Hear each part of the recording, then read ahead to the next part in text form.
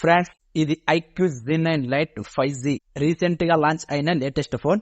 Under 10,000 లో అయితే ఈ ఫోన్ ని తీసుకొస్తున్నారు. ఈ ఫోన్ ను తీసుకోవాలి అనుకునే ప్రతి ఒక్కరు కూడా ఖచ్చితంగా ఈ వీడియోను చివరి వరకు చూడండి.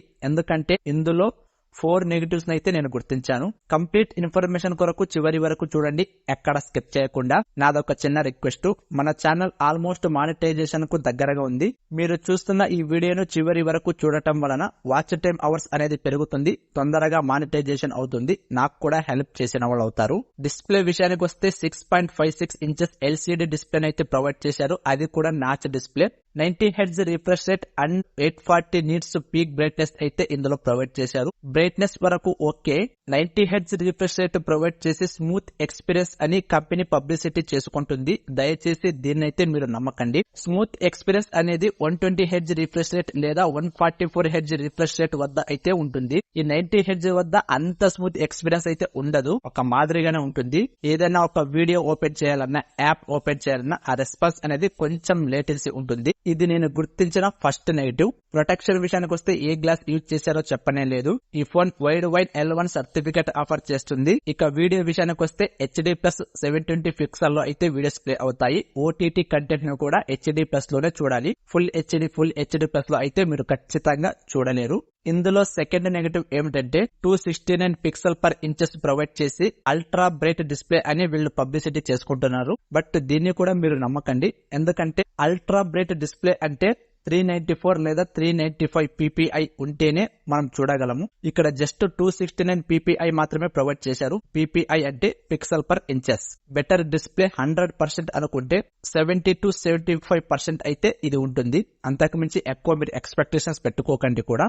ఆడియో విషయానికి వస్తే డ్యూయల్ స్టెరియో స్పీకర్ ని ప్రొవైడ్ చేశారు. 150% అల్ట్రా వోల్యూమ్ మోడ్ ని కూడా ఇందులో తీసుకొచ్చారు.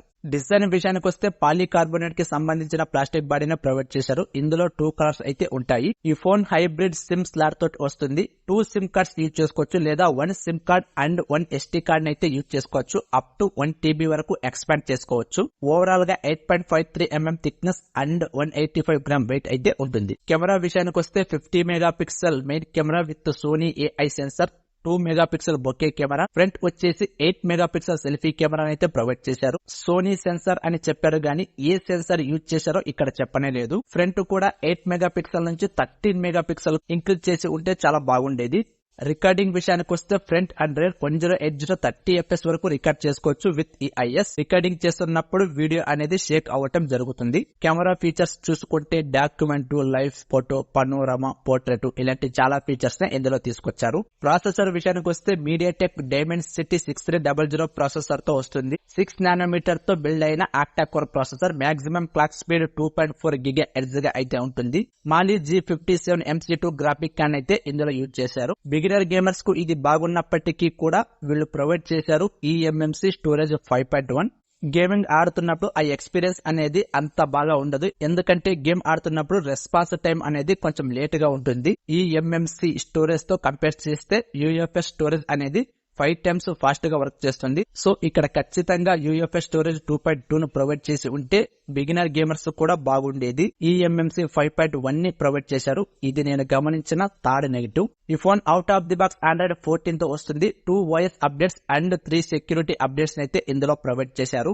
బ్లోట్వేర్ కూడా ఎలాగా ఉంటుంది, భరించక తప్పదు. బ్యాటరీ విషయానికి వస్తే 5000 mAh battery, 15 watts fast charger అయితే ఇందులో ప్రొవైడ్ చేశారు. 0 to 100% చార్జ్ అవ్వటానికి 1 hour 50 minutes టైం అయితే తీసుకుంటుంది. 15 watts ఫాస్ట్ చార్జర్ అనేది ఇది నేను గుర్తించిన ఫోర్త్ నెగటివ్. ఎందుకంటే ఈ ప్లేస్ లో ప్రొవైడ్ చేయాలి 33 watts ఫాస్ట్ చార్జర్. కనీసం 25 watts ఫాస్ట్ చార్జర్ అయినా ఖచ్చితంగా ప్రొవైడ్ చేసి ఉండాలి. అడిషనల్ గా Wi-Fi 5, Bluetooth 5.4, OTG, TUV certified, IP64 water resistant and VoNR voice over new radio. 5G network ని యూజ్ చేసుకుని మనం ఇంటర్నెట్ మాత్రమే యూజ్ చేసేవాళ్ళం కదా. VoNR అంటే ఫోన్ కాల్స్ కూడా మాట్లాడవచ్చు. ర్యామ్ అండ్ ప్రైస్ విషయానికి వస్తే 4GB plus 128GB 10,500, 6GB plus 128GB 11,500 రూపాయలు ఉంటాయి. ఈ ఫోన్ అమెజాన్ లో అందుబాటులో ఉంటుంది. కన్క్లూజన్, డిజైన్, ప్రాసెసర్, కెమెరా ఈ 3 ఇందులో హైలైట్ అని చెప్పవచ్చు. ఇక ఈ ఫోన్ ఎవరికి నేనైతే ఎవ్వరికి రికమెండ్ చేయను, ఎందుకంటే ఈ ప్లేస్ లో మీరు Moto G34, lava storm 5G, Samsung F15 5G వైపు వెళ్లిపోవడం బెటర్ అని నేనైతే అంటాను. మరి మీరు ఈ ఫోన్ గురించి ఏమనుకుంటున్నారో కింద కామెంట్ లో తెలియజేయండి. చూసి వెళ్లిపోకుండా మీ ఫ్రెండ్స్ అండ్ ఫ్యామిలీ మెంబర్స్ కు షేర్ చేయండి. నచ్చితే లైక్ చేయండి. తెలుసు కదా, వెళ్లిపోయే ముందు సబ్స్క్రైబ్ చేయడం మర్చిపోకండి. థ్యాంక్స్.